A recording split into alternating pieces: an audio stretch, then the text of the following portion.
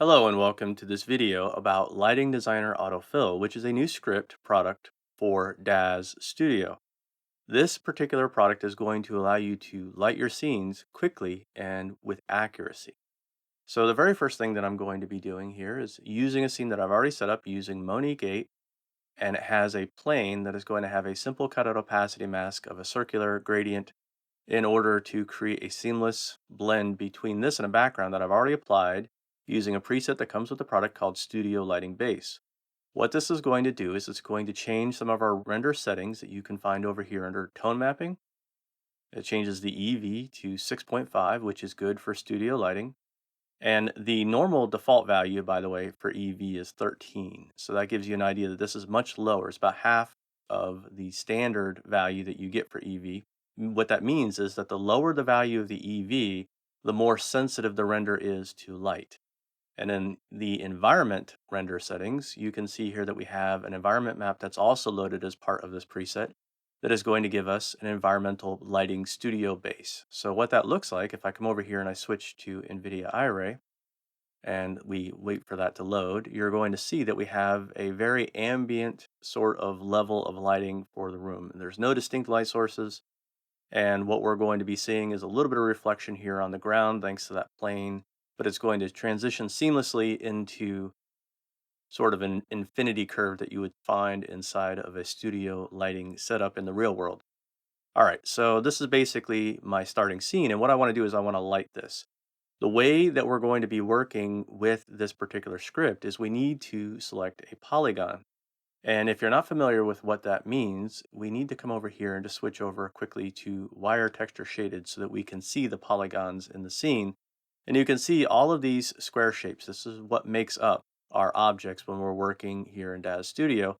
And in order to select one of those, what I need to do is I need to change the tools. Now I could come over here to Tools, and I could choose Geometry Editor, or I can come over here if I have tool settings already open, which you can find under Window and Panes. I already have it open, so I'm simply going to come over here and switch to the Geometry Editor tool, which gives me the exact same options.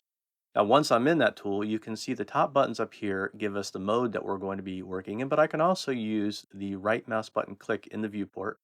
So right now you can see I'm getting no context, and the reason why I'm getting no context is because I currently have no object selected. So the very first thing that you need to do if you're going to be working with this particular script is you need to decide what object it is that you want to be lighting. In this case, the one I'm going to be working with is going to be Monique 8. So I'm going to go ahead and click on her. Now that I have her selected, if I come over here and I right click in the viewport, you're going to see that now I get a bunch of options. The first option is going to be selection type. The one I want to use is polygon selection. The next option is going to be selection mode. I'm going to be using drag selection. The end result of that is that if I come over here and I click and drag on the surface, you're going to see that I'm going to be painting a selection over these polygons. If I don't want to keep that selection, I can simply right click and I can come over here and choose geometry selection and clear selection. That'll get rid of that selection. Now I need to select just a single polygon because even though you can select multiple polygons here with the geometry editor tool, we can only use one of them for choosing where our lighting is going to be placed. The idea here is that if you select more than one, only the first one will be considered and the rest of them will not be considered. So I'm going to switch out of my camera one, which is the currently set up camera that I want to be doing my final render in, and I'm going to go to perspective view. This is going to allow me to come over here and start zooming into the model. And what I want to do is I want to light this side of the face that we see here, but maybe a little bit more towards the front. So what I'm going to do is I'm going to come over and I'm just going to go ahead and pick one of these polygons, maybe somewhere in that neck of the woods right there on the forehead. But I want to get in here and really get as close as I can. So I'm just selecting one polygon if I can. So I've got one polygon selected. The reason why I say that is again because it will discard anything larger than one polygon, and it will only consider the first polygon that you have selected in the drag that you've created.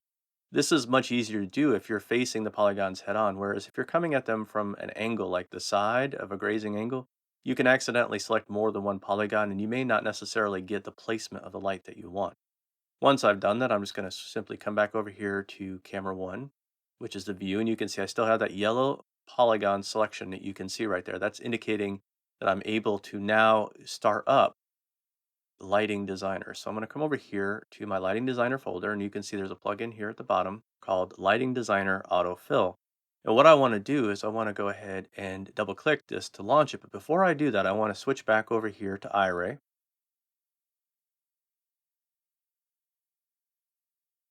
And this is going to allow me to begin to see this preview live. And that's going to help me in deciding where my lights need to be. So once I have this rendering, I'm just going to go ahead and double click on this to launch the plugin. And once I'm in the plugin, I have the ability to choose from a number of presets that were created for this. I have non-emissive, I have plain outdoor, plain studio, and then if I come over, I also have spotlight outdoor and spotlight studio. Now, the meaning of this is that when we're thinking about the studio presets, they're set up to work at an EV of 6.5 as a soft fill, whereas the outdoor presets are set up to work at an EV of 13, which is the default EV that you will get when you create a new scene for DAZ. So if you want to use an outdoor type of setup, then use one of the outdoor presets. Whereas if you're using the studio lighting preset, then you can choose one of these studios. I'm going to go ahead and start with the plain studio.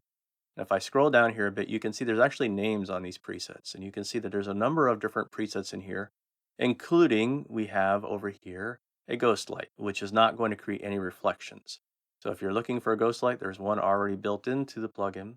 So what I'm going to do is I'm going to go ahead and choose one. And I think the one I'm going to choose here is the softbox with hotspot.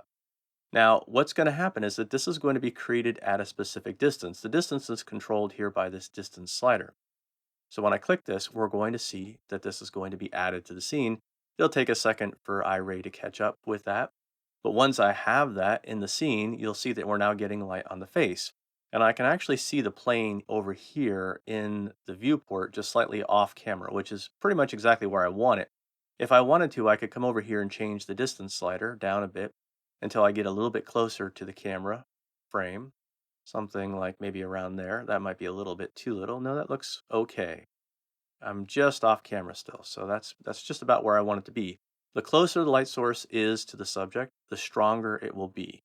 So you can see that having it closer to the subject is going to give it a stronger light, as we can see here, but we can also change this after the fact. Now, once we're happy with the way that this is set up, we can simply exit the plugin by choosing Accept.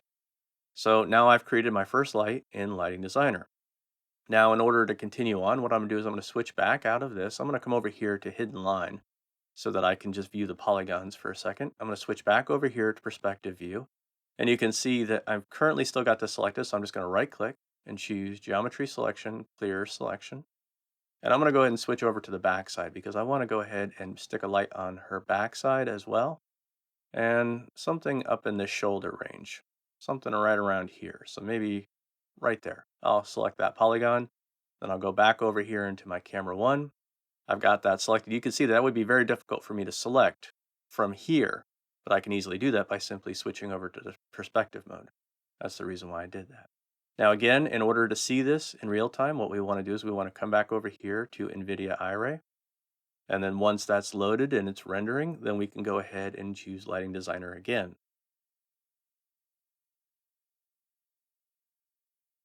So we're ready to go. I'm going to go ahead and double click to launch Lighting Designer. It's going to give me the same range of presets that we saw before, and this time I think I'm going to use one at the very end here, which is going to be Umbrella. And I'm going to choose the Umbrella with Hotspot, and we're going to see how that comes in. Now you can see that this one is on camera because it's too close, and that's definitely not what I want. You could get away with this with a ghost emitter because you wouldn't see it. But with this particular one, you can see it, and that's not necessarily the look that I'm going for. So I can change the distance until I get exactly what I want. Now, let's say that I didn't like that preset for some reason. I could come over here and hit reset. That'll get rid of that preset, and then I can choose a different preset. So maybe in this particular case, maybe the one I want instead is going to be just a plain umbrella. So I click that, that's going to be loaded into the scene. And you can see as a result of resetting it, I also went back to the default value of 100 centimeters, which pushed us just off of camera, which is basically exactly where I wanted it to be.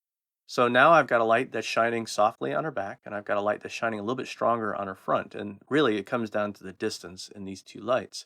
So now I'm happy with the lighting, and I can just go ahead and if I wanted to check the camera, you can see here does not affect the camera that we're currently looking at.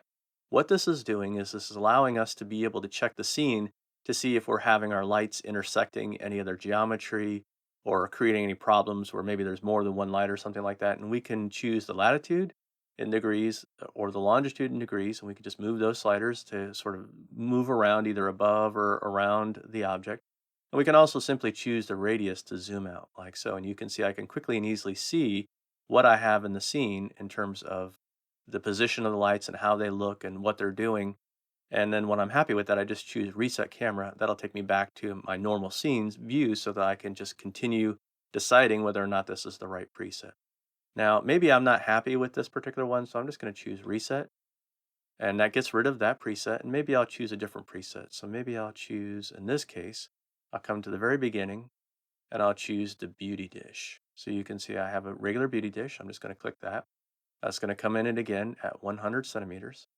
And that's going to have a different character than the last light that I was using. You can see it's a little bit warmer and it's also going to be a little bit stronger.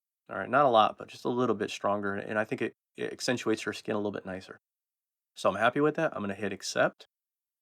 And now we've lit our scene. Now, the way that the EV works, of course, is that the lower the EV, the more sensitive the render becomes to light. So if I was happy with the lighting and all I wanted to do was just make the whole thing brighter, all I would need to do is come over here and reduce the EV down until I got the proper sensitivity to light. And that's definitely an option that you can take. Another option you could do is you could leave the EV where it was and you could start to manipulate the settings of these autofill objects that are created, whether it be a plane or a spotlight.